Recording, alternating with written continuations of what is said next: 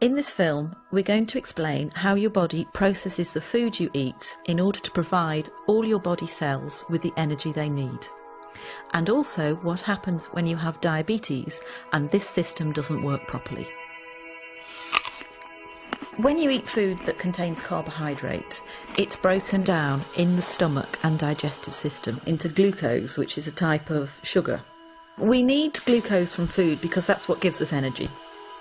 Carbohydrate-containing foods are things like starchy foods, sugary foods, milk and some dairy products, and fruit. This glucose then moves into the bloodstream, and the body detects that the blood glucose level is rising. In response to that, the pancreas, which is a little gland that sits just underneath the stomach, starts to release a hormone called insulin. And it's insulin that helps our body get the energy from the food we eat. The bloodstream then takes the glucose and the insulin to every cell in our body that needs it.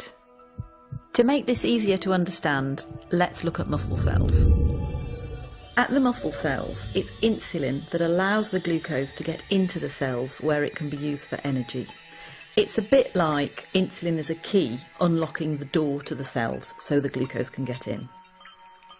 That way, the blood glucose level starts to drop.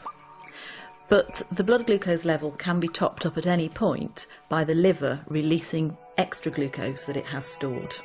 The blood glucose rises again, and again the pancreas produces more insulin to move with that glucose through the bloodstream to the muscle cells, open the doors and let the glucose in. The body functions best with the blood glucose at an optimum level. It doesn't like it if the blood glucose rises too high. Normally, there's a cycle within the body which balances out the glucose and the insulin level, and this is achieved by the food you eat, the pancreas and the liver. However, in some people, the system doesn't work properly and they develop diabetes. There are two main types of diabetes, type 1 and type 2. In type 1 diabetes, the body isn't making any insulin at all. This is because of an autoimmune response, whereby the body has destroyed the insulin-producing cells in the pancreas. We don't entirely know why that happens in some people and not in others. Type 1 diabetes accounts for about 15% of all cases.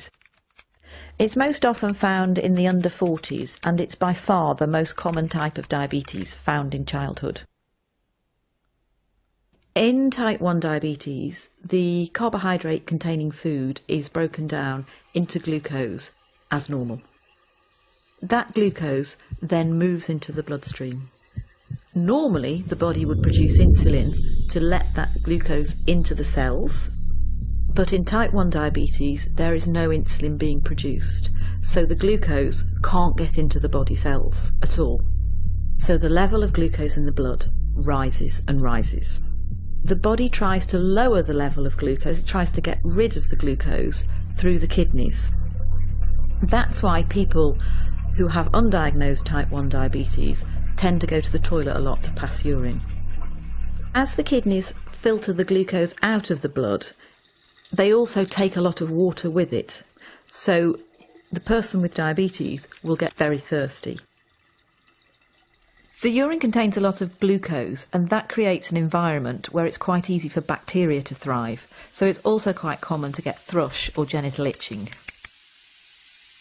In the same way, the blood contains a high level of glucose as well, so more bacteria than usual will tend to breed in flesh wounds, and they might be slow to heal.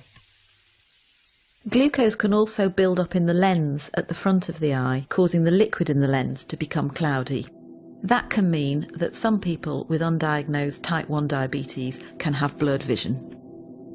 Because the glucose can't get into the cells to be used for energy, somebody who's got undiagnosed type 1 diabetes is going to start feeling very tired, lethargic and unable to sort of go about their normal daily routine. But the body still needs an energy source in order to work properly. So what it does is it starts to break down its fat stores, and that can lead to weight loss. So the main symptoms of type 1 diabetes are going to the toilet a lot, thirst, thrush or genital itching, slow healing of wounds, blurred vision, tiredness and weight loss.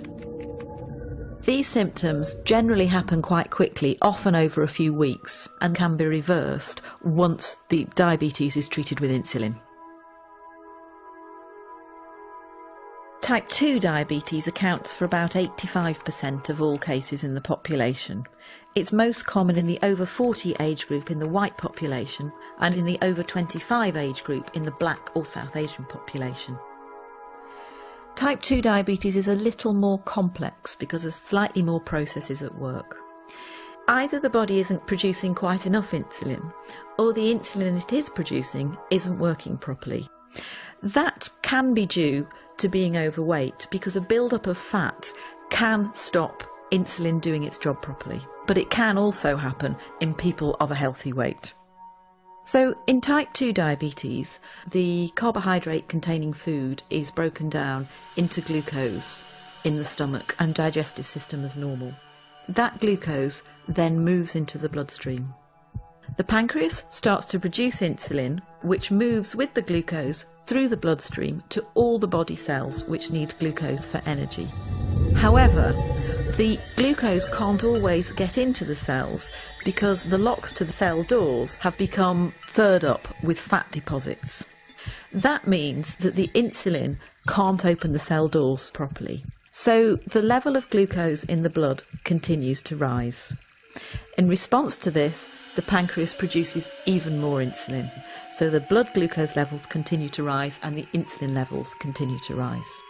This situation is further complicated by the cells, who are desperate for energy, sending out emergency signals to the liver to release stored glucose. The blood glucose level goes up and the pancreas produces more and more insulin until it can't cope anymore and eventually it wears out. As with type 1 diabetes, the symptoms of type 2 diabetes are going to the toilet a lot, thirst, thrush or genital itching, slow healing of wounds, blurred vision, tiredness and weight loss in some people. The symptoms for type 2 diabetes come along very slowly, and some people don't have any symptoms at all. So for that reason, people can live with type 2 diabetes for up to 10 years before they realise that they have it. Type 2 diabetes can be treated in a number of different ways. Initially, it may be sufficient to make changes to the food you're eating and to take extra physical activity or lose any weight that may be appropriate. But type 2 diabetes is a progressive condition and most people will need some form of medication to treat it.